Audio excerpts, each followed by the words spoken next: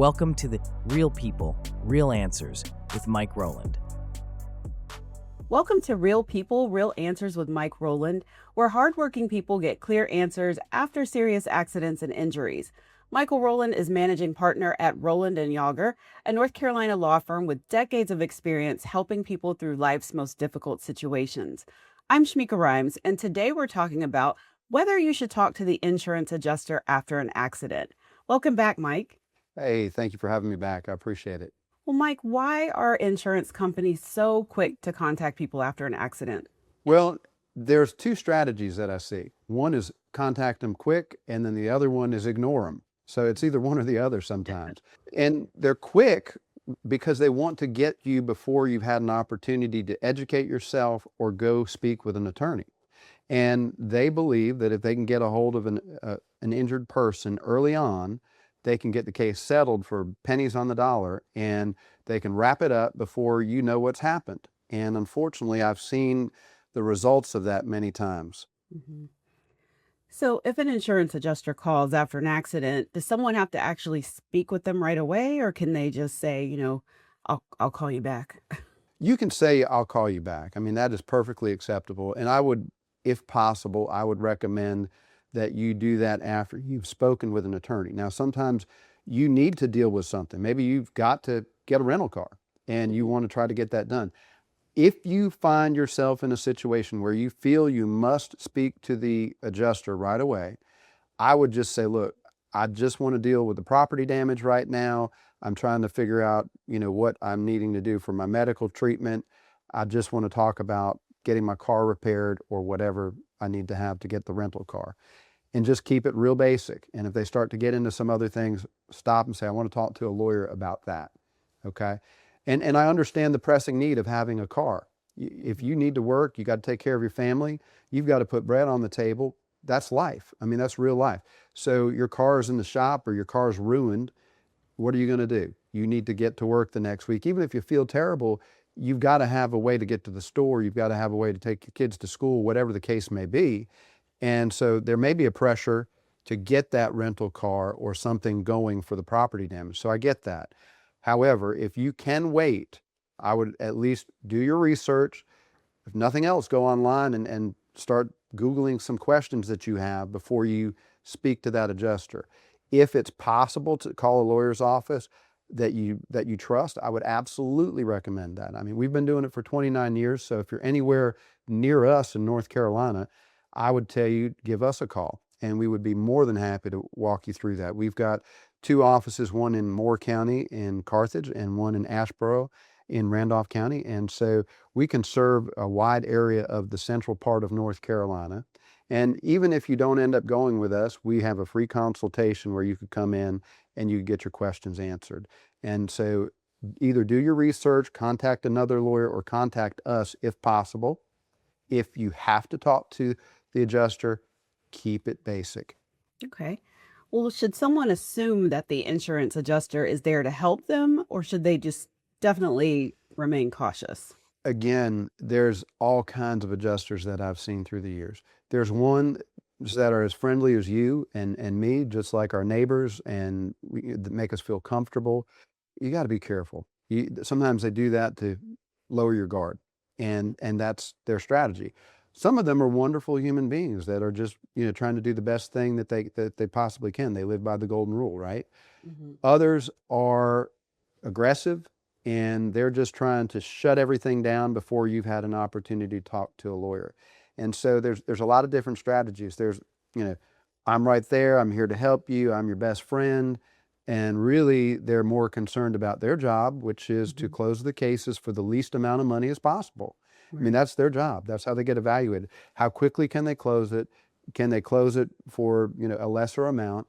And that's what they get evaluated on. And so you want to make sure that you are not falling into that trap.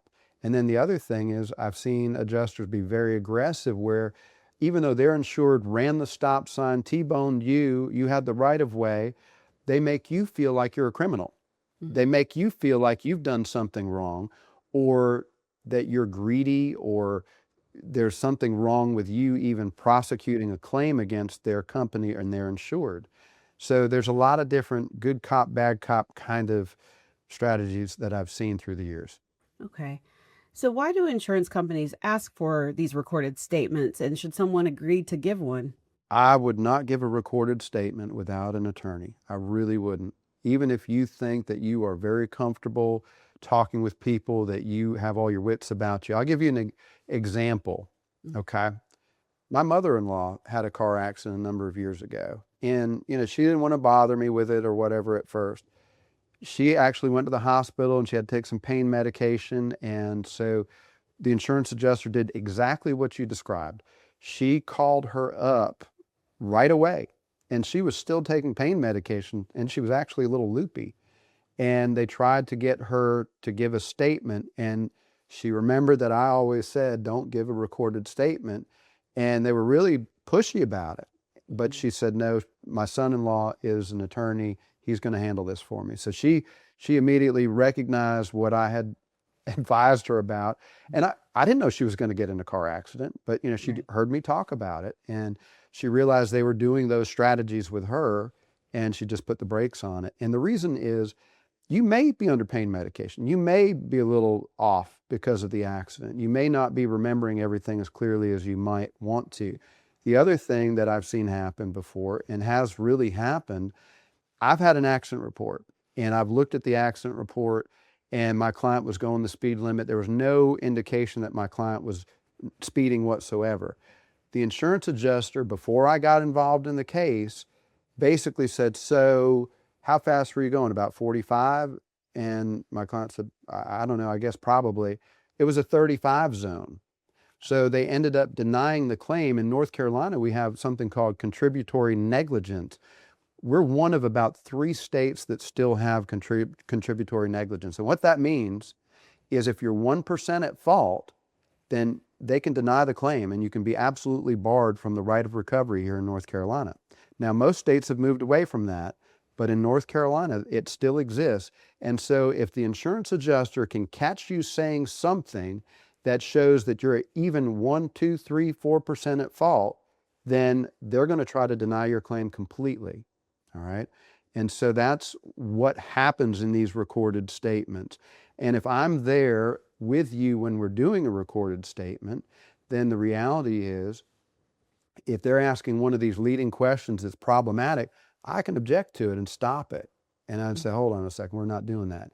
But here's the other reality. I've been doing it for a long time, and even with the cases that I've done, very few times once a lawyer is involved do they even ask for a recorded statement.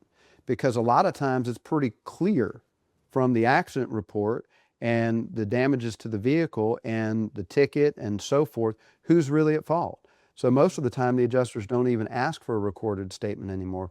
When they do, I'm always there with my client and make sure there's not a trap in the questions waiting to jump out at them. So, why do insurance companies sometimes push people to settle before they know how serious their injuries really are? That's a great question. And the reason why is because they want to close it down before all the medical bills come in and before all the medical treatment comes in. Mhm. I can tell you, unfortunately, I've had a number of cases where somebody thought it started out as just basically a soft tissue injury case, okay?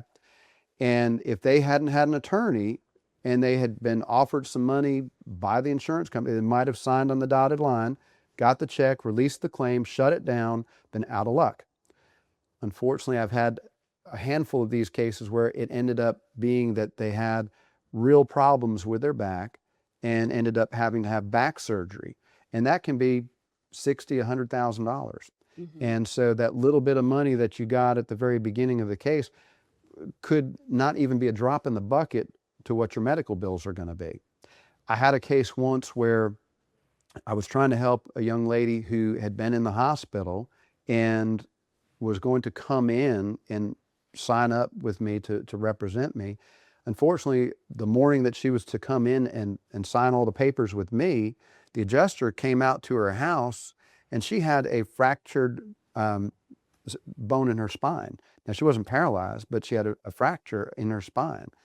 And she had probably $20,000, $30,000 in medical bills. She had no idea. She signed a check for $5,000, signed a release, and thought it was more money than she'd ever seen. And she thought, well, that seems reasonable to me. And unfortunately, there wasn't anything that I could do about it once she'd signed off on the settlement, and I couldn't help her. And she had tons of medical bills beyond that. And that's why they would love to settle it as fast as possible sometimes. So be patient, seek out the advice of counsel. Again, you don't have to hire an attorney if you don't want to, but I think it's a wise thing to do. You don't have to take out your own teeth. You can go into the garage and get a pair of pliers and pull them out. But me, I'd rather go to the dentist and let him see what he can do to maybe save the teeth, right? Can you share an example of a case where an insurance company used something an injured person said against them later? Sure. I think the one that I was talking about earlier about the speeding case, that's probably, right on the top of my mind. I've had tons of them where, they've said, oh, I'm not hurt. They contacted them right away and they said, I'm not hurt. Well, they had that delayed onset pain. And so now they're holding that early statement against them. Maybe it was, within 24 hours, 48 hours, and it kicked in, after 48 hours. And so now the insurance company's saying, well, they weren't really hurt.